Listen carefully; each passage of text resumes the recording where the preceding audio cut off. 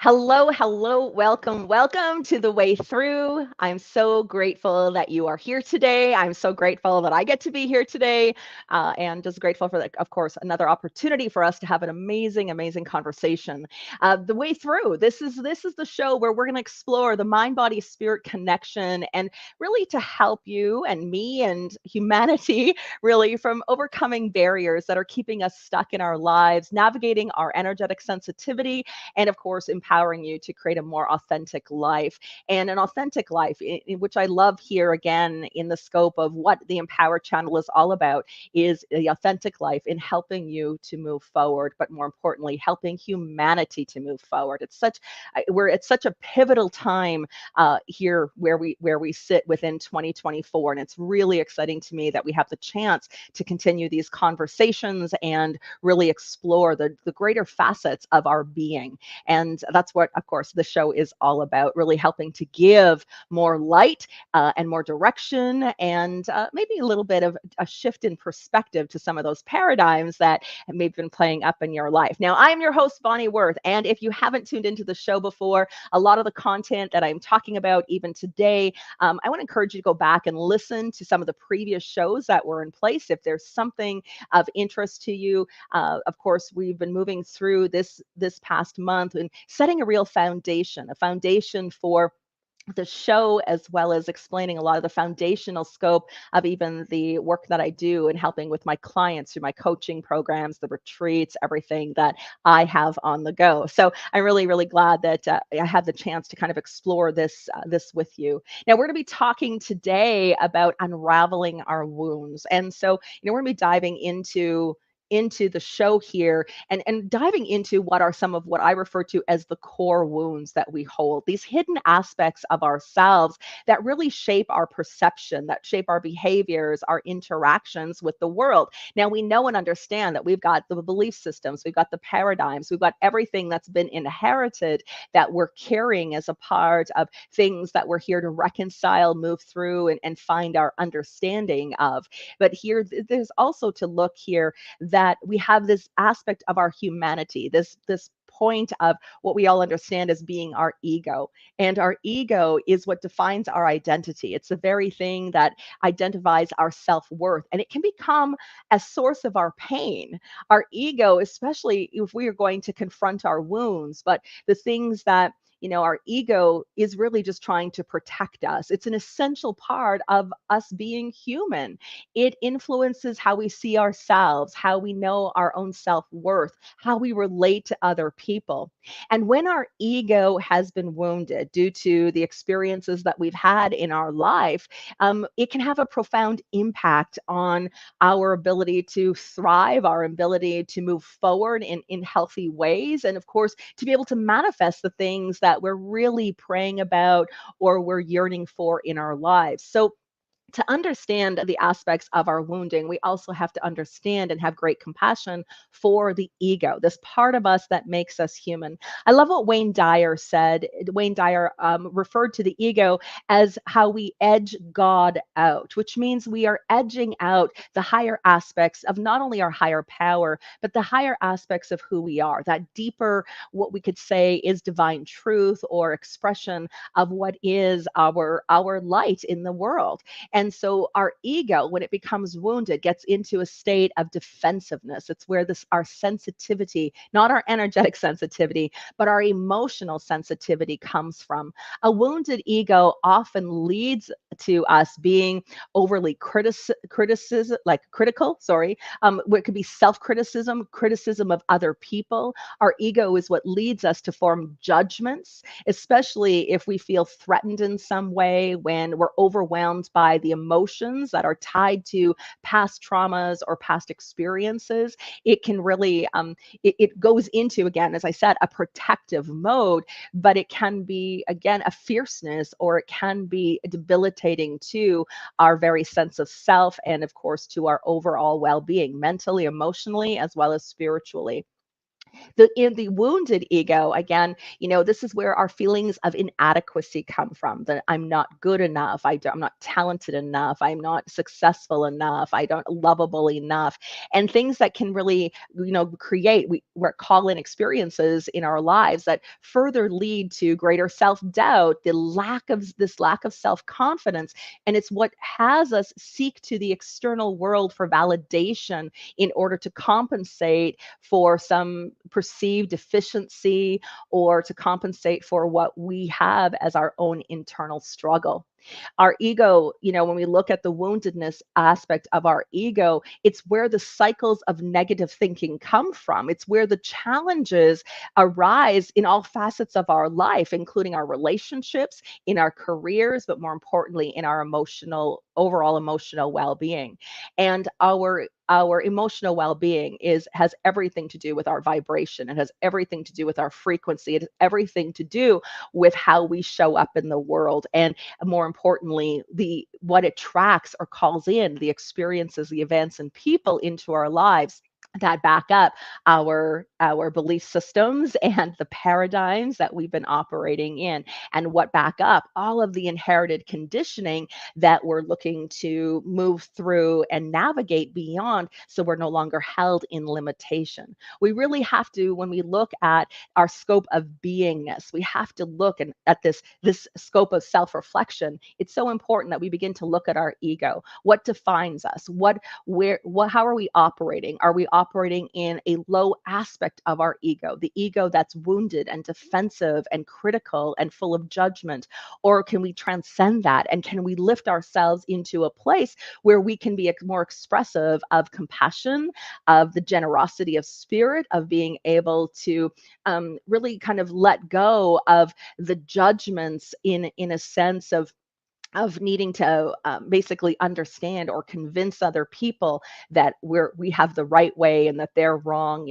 The wounded ego wants to prove its point, where the higher self or the higher aspects of our ego is generous, and it's allowing, and it's open, and it's curious about about other people, what they believe in, the stories that they have, and et cetera, et cetera. So we look at having to really understand this part of our humanity, this ego that we have, and we all have it. Our ego is what makes us human. It's the very thing that, as I said, that dictates our behaviors, how we show up. It's what houses our personality. But what becomes the conscious choice for us, the conscious choice is what side of our ego are we living life from? What side of our ego are we operating in and choosing to participate with? That becomes the ultimate for us. So we need to look at, okay, yes, we've been wounded, we've been hurt, we've all got stories, we've got things that have happened in our past that are a part of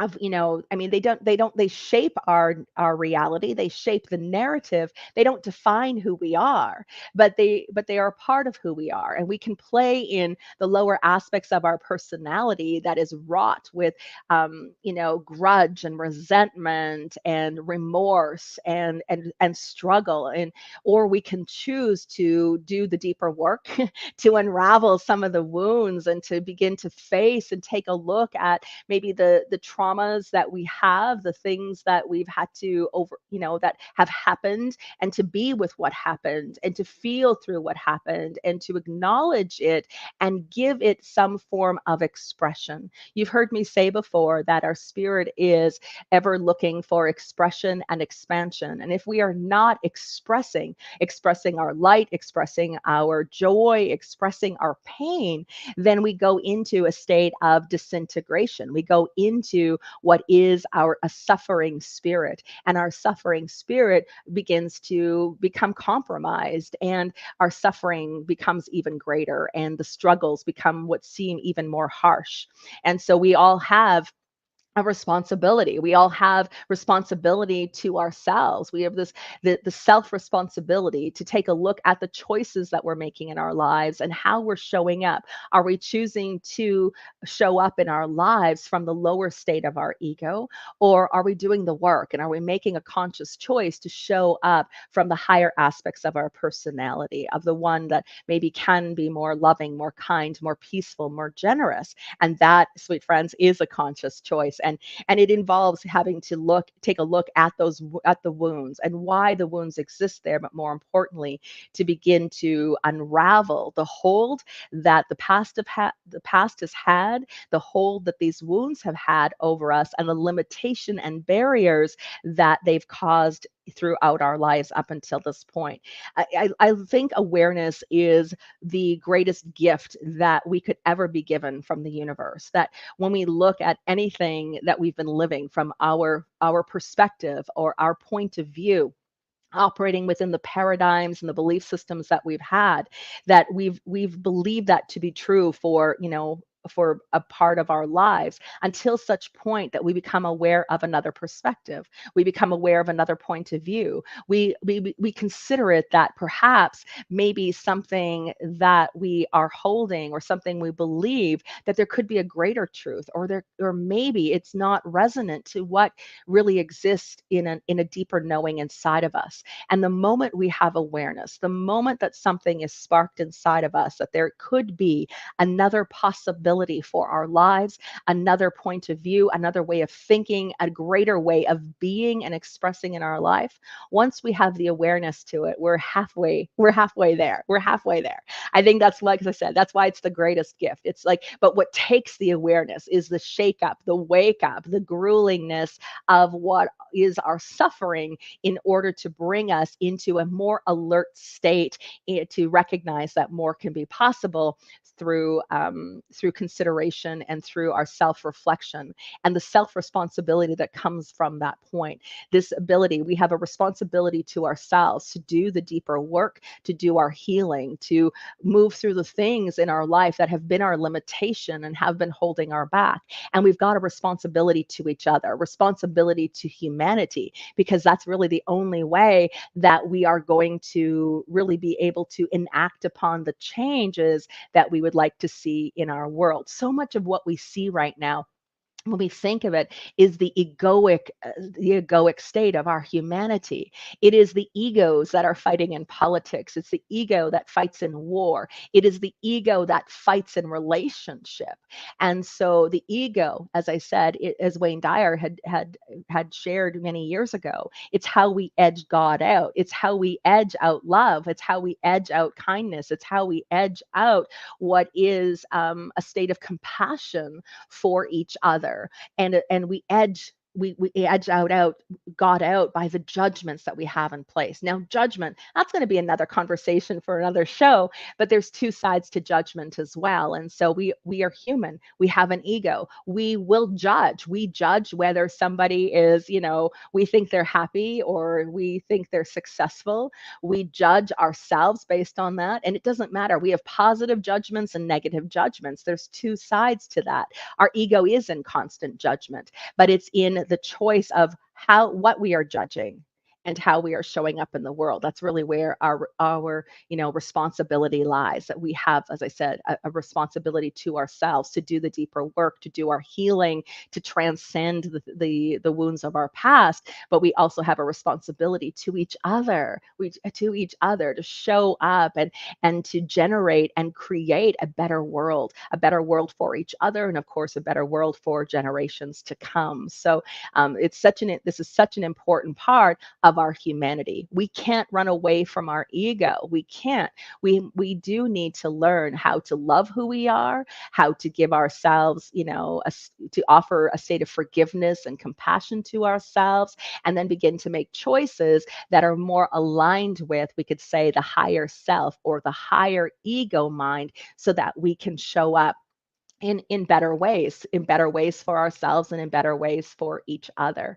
So we look at, let's go back to the wounds. I mean, I wanted to really kind of bring some understanding of the ego. We can't run away with it. We can't get rid of it. We can't shed our ego. I think there's been a lot of, in spiritual teachings along the way and over time, a lot of people, maybe have taught or have, said things like we need to rid ourselves of our ego. Well, we can't rid ourselves of our ego. ego. We don't rid ourselves in our ego until the day that we die, because the day that we cross over is the day that we're no longer in physical form, which means we shed our ego at that exact same time too. So we actually can't get rid of our ego, but we do need to make friends with our ego. We need to embrace and have compassion for the egoic tendencies that we have in the lower wounded state, and then make the choices to enact and live our life from that higher state of our ego. So where we're no longer edging God out in the lower aspects, but we're allowing for what is more of our light, more of our love, more of what we could say our true divine nature to shine through in our interactions, and of course how we show up in the world.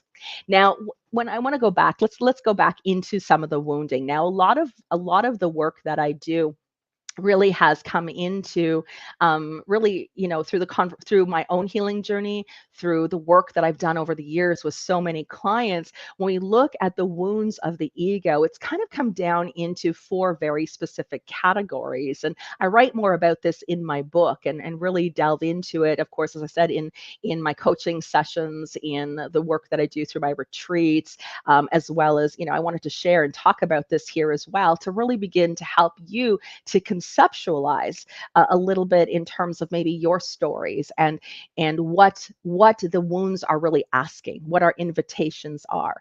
And even though we've maybe been in a state of suffering, in every state of suffering, there is an invitation for a greater choice. There is an invitation that can spark awareness for us. And there is an invitation that can lead us out of the suffering and into a greater sense of peace and ease in our life. But we need to be aware of it. And without the awareness, we're like stumbling around. But as I said, once we have the awareness, that's where the magic happens. That's where everything begins to shift and change. So first and foremost, we look at looking at the wounds. We look at the four aspects of the wounding. One of them is the wound of abandonment. This is a story of longing. This wound is all about unmet needs. It speaks to moments when we felt overlooked, neglected. These times when it lead us to question our worthiness of love, our worthiness of attention. It's a narrative that really instills a lot of fear of being left behind, of fear or belief systems of being unimportant, and it shapes our relationship with how we connect to others and how we connect to ourselves. And so this narrative, we look at acknowledging the story of abandonment, this understanding and this yearning that we have as humans, this need for connection. This is how we reclaim our sense of belonging. And that need for connection is finding a connection to ourselves, being able to no longer abandon ourselves, to look at, maybe we have been neglected by others. Maybe we have stories of great abandonment, and times when we were maybe completely left on our own. And those are, the wound that sits there is very big, and that sense of uncertainty of where you fit in the world, and if you fit in the world, and the fact that you long for connection, but maybe are challenged in relationship out of fear of being left behind or abandoned or neglected in some way. The medicine for this is to begin to take a look at the many ways in which maybe you're abandoning yourself. Are you abandoning your truth? Are you abandoning or neglecting yourself in any way? Because in order to reconcile anything that's happened in the scope of abandonment, we have to look at taking the responsibility to begin to show up for ourselves at times or ways in which maybe other people have not showed up for us. So it takes us out of the blame game and blaming everyone else for what they've done and how they've treated us, and puts us back in the driver's seat. It puts us back into, again, which our ego loves, having a sense of control, having the autonomy over our life, and beginning to look at, again, we're no longer overlooking our needs. We're no longer diminishing the the fact that we are worthy, and that we're enacting upon self-care practices and self-nurturing practices that help us to cultivate a sense of belonging, a sense of belonging to ourselves, a sense of belonging to the universe, to God, to our source, our higher power.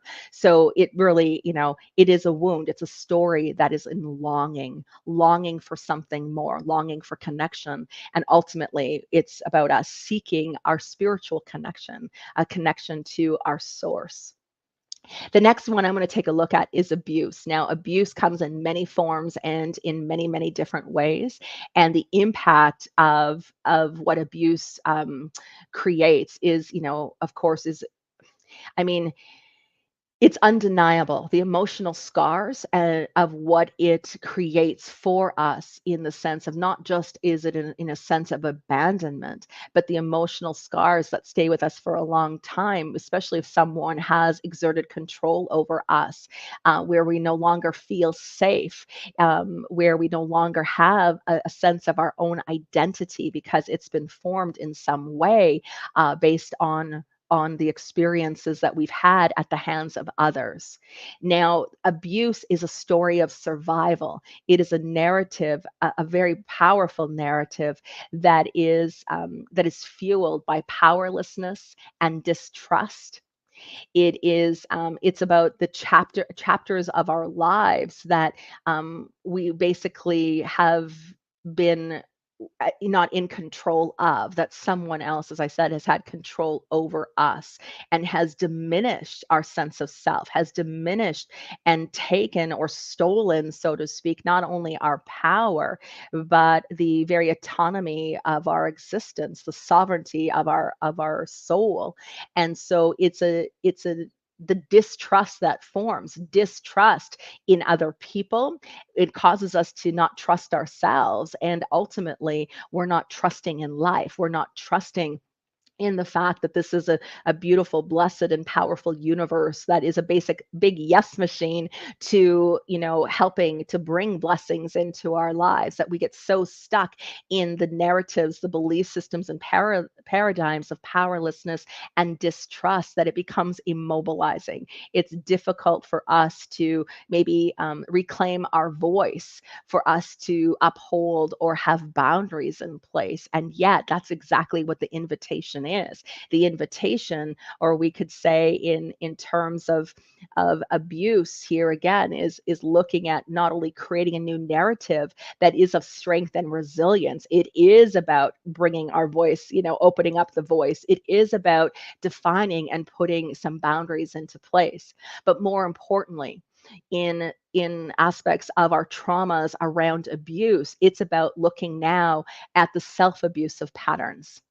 And this was a really big one for me because I have I mean, as many of you know, you've heard my story. Some of you are tuning in to the show and you're just learning about me and my journey and the things. And it's not a story to get into in a short period of time, here.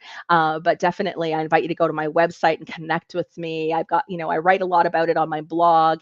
I've got, I'm very open in my circles and in my community about the things that have happened in my past, and being able to express my story, to give voice to the pain and give voice to the story, is one of the ways that I've been able to overcome the abuse, because this is what, again, even though it was debilitating and it stole my voice, but finding my voice and expressing and speaking to these things has been very cathartic and very healing as well.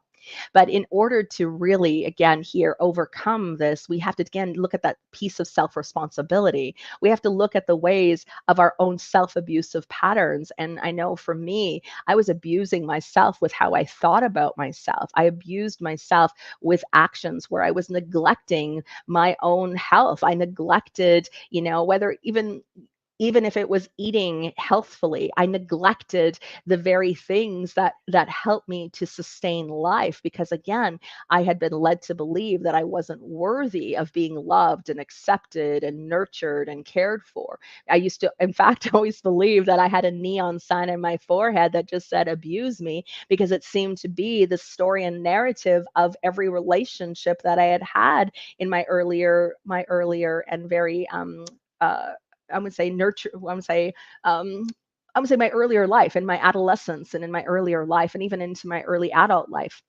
And so abuse was a big part of my story. And so, but what happened is I started to abuse myself. I abused myself mentally, I abused myself emotionally, even physically. I abused myself in the ways that I was neglecting. And so being able to move or unravel this wound, we need to begin to prioritize our own well-being. We need to engage with activities that not only help and support of our healing, but that help and to support our sense of worthiness and having a place in the world. It's the Buddha who says, that we more than anyone deserve the love and compassion, our own love and compassion. And that really was a big piece of it for me in terms of being able to overcome a lot of the neglect, a lot of the ways I abandoned myself, but then what became the self-abusive patterns that I had fallen into.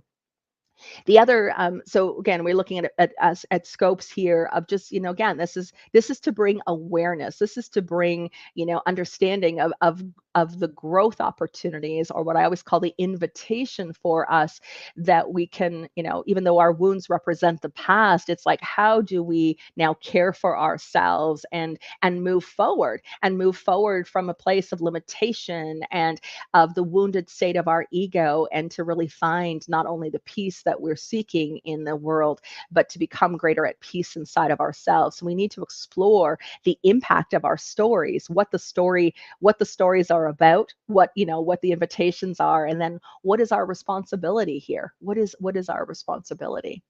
So looking at it now, I want to move into another one that was a really big one here for me as well. And I know it's for many of my clients and people I work with as well, but is codependency. Codependency is a story of always seeking approval. And I don't know about you, but I know for myself, I was really confined and limited in my life because I was so concerned about what other people thought of me. I would often silence my own needs in favor of other people, which again only led to further self-neglect and abandonment, and would really fuel some resentment for me as well. This constant need of approval and validation from other people, it's a narrative, that it's like this desire to be seen and valued and appreciated, but it also reflects the very fact that we've actually lost sight of who we are, of who we truly are, because we're so caught up in the expectations of other people, the expectations sometimes even of our own self, that we lose sight of who we truly are. We lose sight of what we like, what we don't like, the things that bring us joy, the things that don't. We lose sight of our truth when we're caught up in codependency. We begin playing in someone else's paradigm instead of honoring ourselves and honoring what we care about, and cultivating a deeper sense of love for who we are and compassion for who we are. So our codependency, this is the invitation, for the boundaries, and to remember that not only do we have to set healthy limits for ourselves, but we also need to respect ourselves. And this is so big because I want to say, even in my own life, I felt so unloved and so disrespected that it became the invitation here again. If anything is absence or voided in our life in any way, that it is our responsibility to fill the gap. It is our responsibility to show up for ourselves, even when other people were not able to show up in the way and perhaps that we needed them to, or in the way that we desired or wanted them to. That we often, that really comes in scope. Codependency is really integrated and tied in with with our need to please, our need to live a life of perfection, our inability, of course, as I said, to really nurture a real positive, loving relationship with ourselves, because we're reliant on the approval of other people. And this was really big. I would say, even in terms of being a medium, I mean, it was one of the things that really held me back for so many years of being able to come forward to do the amazing work that I'm so privileged and get to do in this life. It was the very thing that, because I was so afraid over losing my place in the lives of other people. But in that fear was also the scope of knowing that it was all conditional. It was about me having to jump through hoops. It was about me needing to be someone that I wasn't. It was about me denying not only my needs, but denying this greater truth inside of me because I was so caught up in the world of other people. I was caught up in the paradigms of those around me. So again, we look at how do we begin to move out of the wounding of the codependency. And again, it is an act of self-respect. It is so essential that we nurture a not only positive relationships with other people, but we befriend ourselves, that we give ourselves the compassion, the grace, the understanding, and the affirmation that we have value and that we are worthy. And even though we might live life based on a different belief system than other people, it doesn't mean we're wrong. It doesn't mean they're right. It just means it's different. It just means we're different. None of us is here to be the same. Do you realize what a boring world this would be if we were all exactly the same? I mean, we can look at, of our AI driven world right now, which of course, please don't get me wrong, there are so many benefits in terms of what it's providing for us. And what's available to us through the technologies that we have in place. And yet there is almost a sense of conformity that comes with it, where everything is the same. It's very robotic, and that's really what it would be if we were to try to be like everyone else. And I think our greatest privilege in this life is to be who we are, is to be unique, is to be different, and to know that we're worthy of being loved for those differences, respected for those differences. And if no one else around us can love and respect us for those differences, then it's up to us. This is again where our responsibility really comes from. All right. So another moving into the wounds, as I said, this is really giving you the concept coming down to four of the very core wounds that exist in all of us and exist in all of humanity. That in some way, that even though our stories may be different or our experiences may have diversity or contrast, what sits at the core is the same for all of us. It's a part of our human condition. It's the things that really unite us and make us into why we can. It should be, I guess it should be. I don't like to should because there's enough people shoulding on us in the world, but it's what should really make us be able to love each other, respect each other, be kind to each other, because we're more alike than what we are different. We are more alike than what we are different.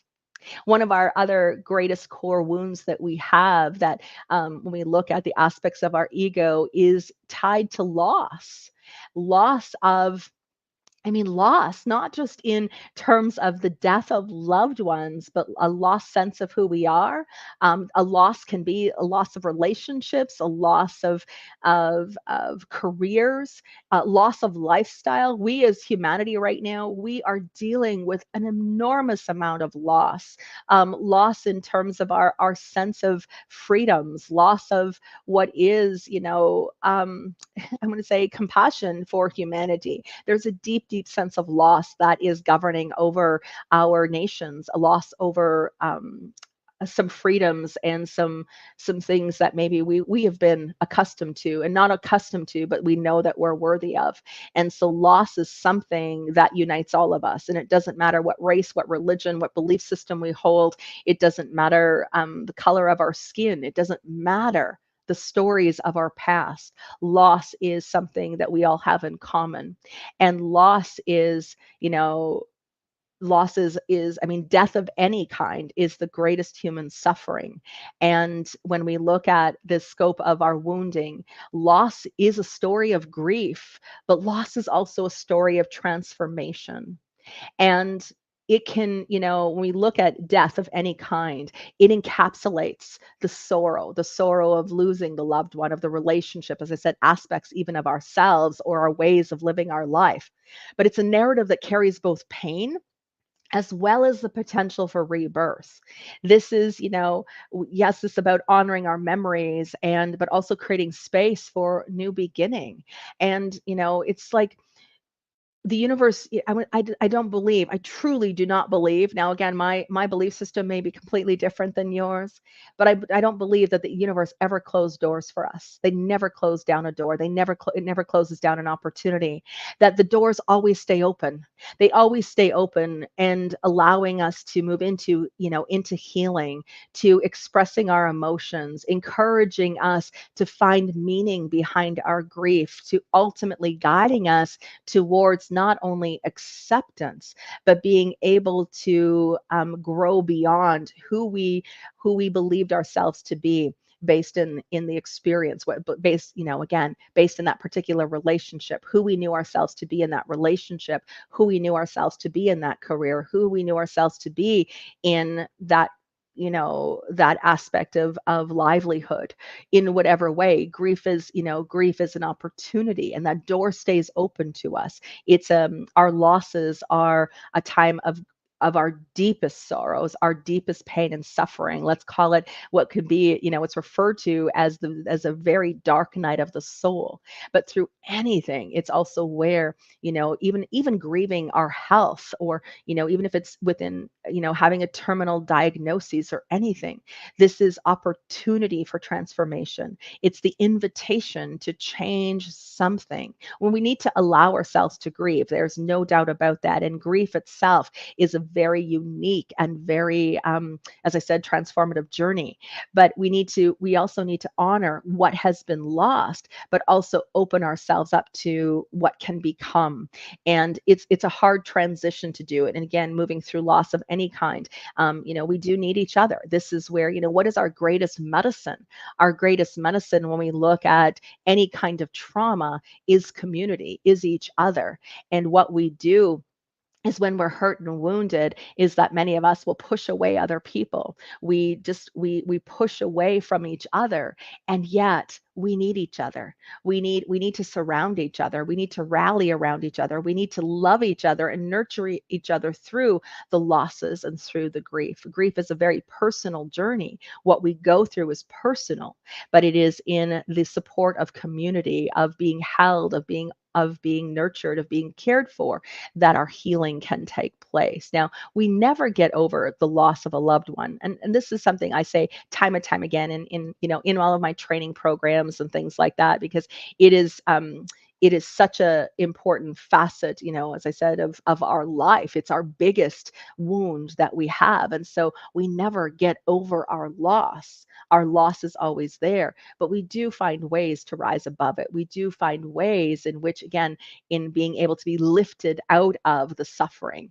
whether we were lifted out of the suffering through our conscious choice or lifted out of the suffering, for the rally of community. And so that's where we can look at, any aspect of celebrations of life, or, the death of anyone, we rally, we come together. And it's because it's our greatest medicine. Our greatest medicine for the wound of loss is community. Now, as we move forward, again, there's so much here. I mean, my biggest goal with these shows, and of course, is really to empower you, is to encourage you to, approach your healing journey with courage, with curiosity, and to look at the invitations that are in place for your healing, for your self-discovery, and more importantly, the things that are really going to help you to transcend, to move beyond into, what is a state of more authentic resilience. And I'm going to be talking about authentic resilience in one of the upcoming shows in September. So I really invite you to tune into that, because when we look at the aspects of our ego, we have a very natural state of resilience that causes us, actually, it's a coping mechanism that can cause us to suppress.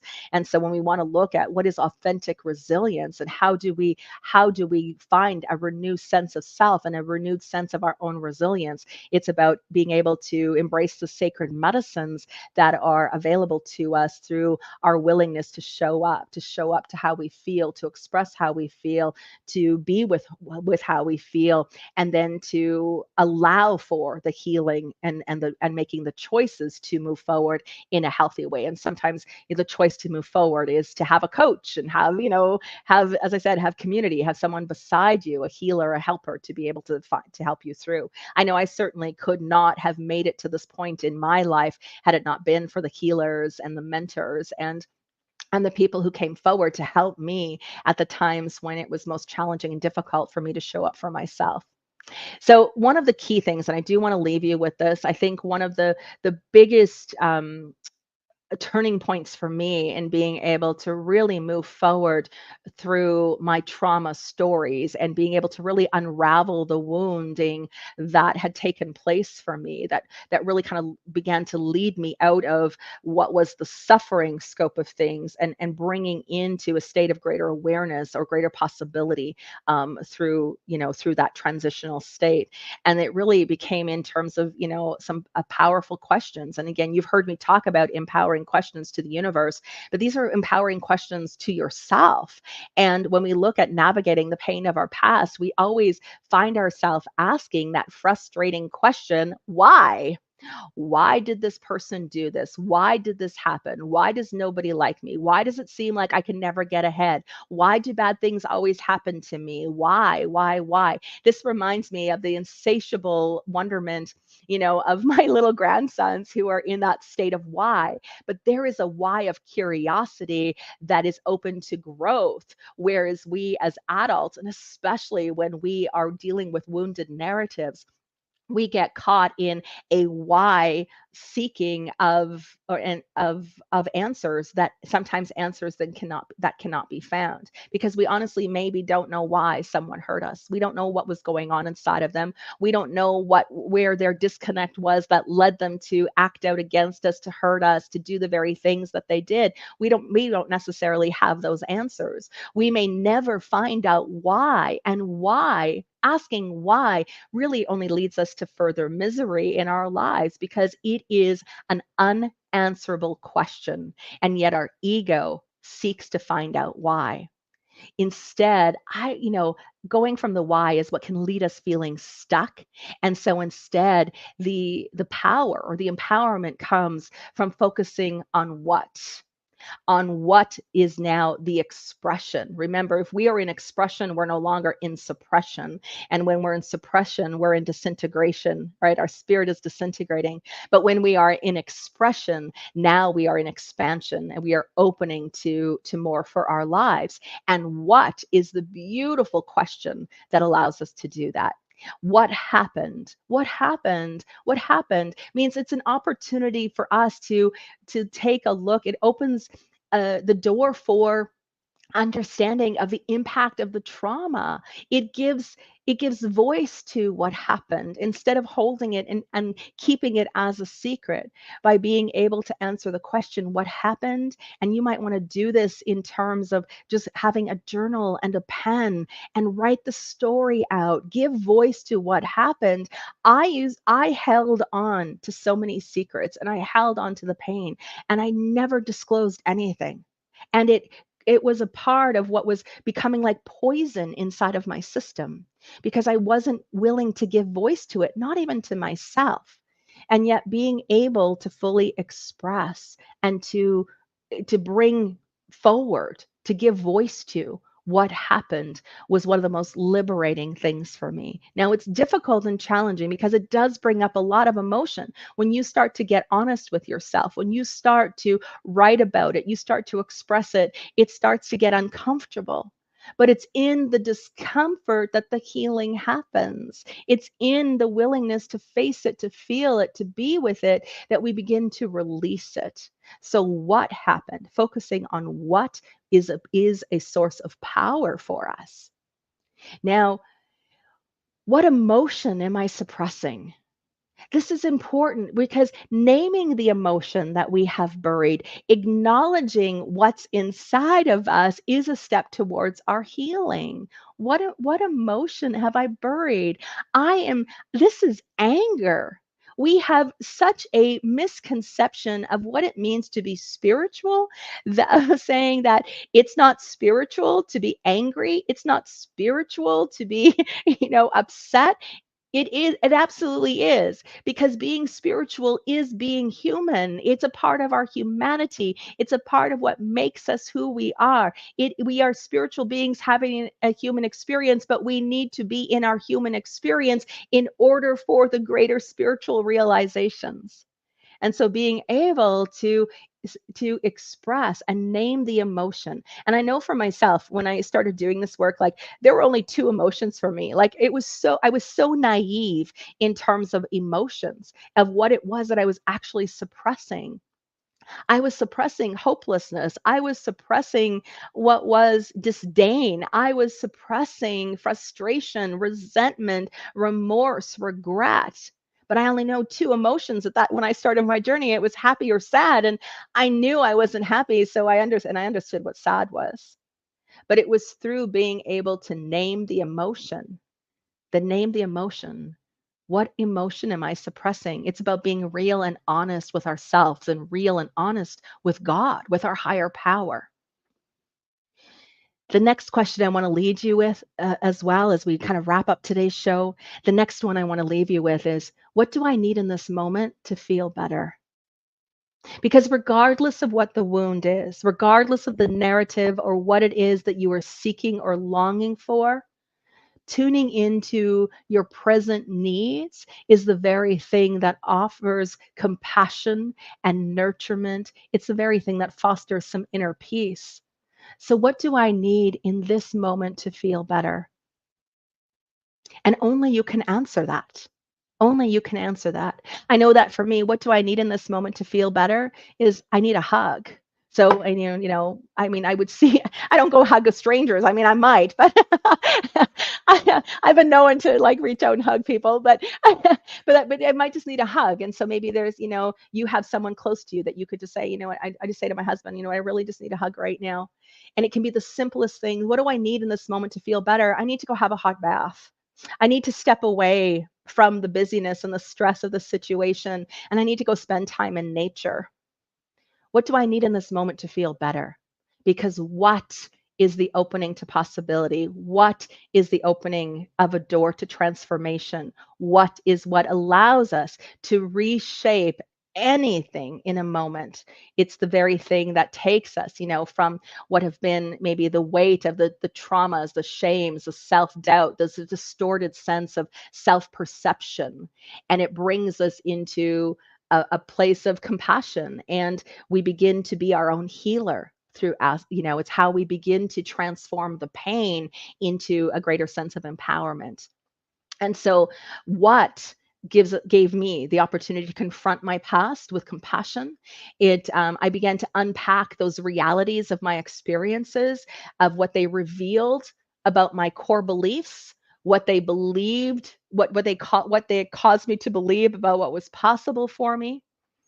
It allowed me to feel and express everything that was suppressed emotionally.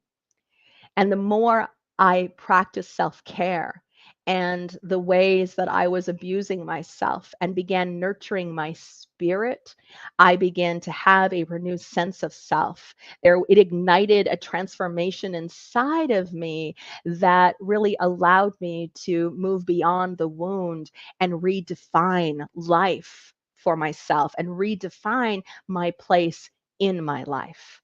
So, we need to look at the narratives of our wounding, recognizing that our stories are unique and they are deserving of exploration. And every layer of the past is very valuable.